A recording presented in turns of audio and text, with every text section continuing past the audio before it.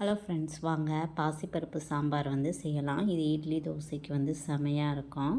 Try பண்ணி பாருங்கள், கண்டிப்பாக உங்களுக்கு பிடிக்கும். பிடிச்சிருந்துச்சுன்னா சேனலை லைக் பண்ணி சப்ஸ்கிரைப் பண்ணுங்கள் ஃப்ரெண்ட்ஸ். என்னோடய சேனலை சப்ஸ்கிரைப் பண்ண எல்லா சப்ஸ்கிரைப்ஸருக்கும் என்னுடைய நன்றி கலந்த வணக்கங்கள். நான் 3 பல்லாரி எடுத்து அதை நல்லா நீல வாக்கில் கட் பண்ணிக்கோங்க. 2 தக்காளி பழம் அதையும் நீல வாக்கில் நம்ம கட் பண்ணிக்கிடுவோம். இதை கட் பண்ணுறதுக்கு முன்னாடி பாசிப்பருப்பை கொஞ்சம் எடுத்து நல்லா வேக வச்சிடலாம். இதுக்கு 2 கத்திரிக்காய் நான் போட்டிருக்கேன். 1 ஸ்பூன் எண்ணெய் ஊற்றிக்கோங்க. 1 ஸ்பூன் நெய் அதையும் ஊற்றிட்டு கடுகு உளுந்து போட்டுக்கலாம்.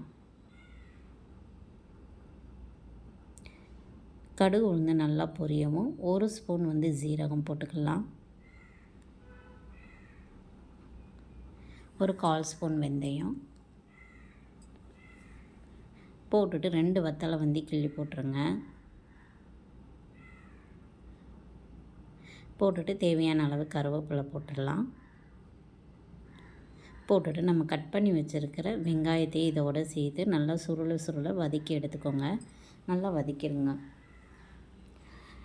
நம்ம போடுற வெங்காயம் நல்லா வதங்கிடணும். வதங்கினா மட்டும்தான் இந்த குழம்புக்கு ஒரு டேஸ்ட் கொடுக்கும். வெங்காயமும் தக்காளியும் நல்லா வதங்கிடணும். ரெண்டையும் நல்லா சுருள நல்லா வதக்கிடுங்க.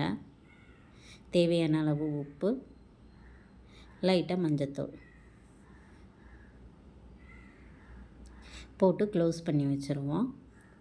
க்ளோஸ் பண்ணிட்டோம் அப்படின்னா அந்த மிதமான சூட்லேயே அது என்ன ஆகும், நல்லா வதங்கிடும். சுருள இப்படி நல்லா வதங்கவும் நம்ம ஆல்ரெடி கத்திரிக்காய் கட் பண்ணி வச்சுருக்கோம். அதையும் இதோடு சேர்த்துக்கலாம். சேர்த்து இப்படி நல்லா மிக்ஸ் பண்ணிக்கோங்க. லைட்டாக தண்ணி ஊற்றிக்கோங்க. இந்த கத்திரிக்காய் நல்லா வேகணும். வெந்தால் மட்டும்தான் லாஸ்ட்டு நல்லா மசிச்சு விட்டுருங்க. முடிஞ்ச அளவு மசிச்சுட்டு நம்ம பாசிப்பருப்பு ஆல்ரெடி வேக வச்சுருக்கோம். அதையும் இதோடு சேர்த்து மிக்ஸ் பண்ணிக்கிடுவோம். மிக்ஸ் பண்ணிவிட்டு நல்லா கொதிக்க விட்டுருங்க. ஒரு 5 மினிட்ஸ் க்ளோஸ் பண்ணி வச்சுருங்க. அது நல்லா பாயில் ஆகிரட்டும். பாயில் ஆயிடுச்சுன்னா ஒரு சூப்பரான ஒரு டேஸ்டியான பாசிப்பருப்பு சாம்பார் ரெடி ஆயிடுச்சு. ஃபைனலாக கொத்தமல்லி இலை போட்டு இறக்கிடுங்க.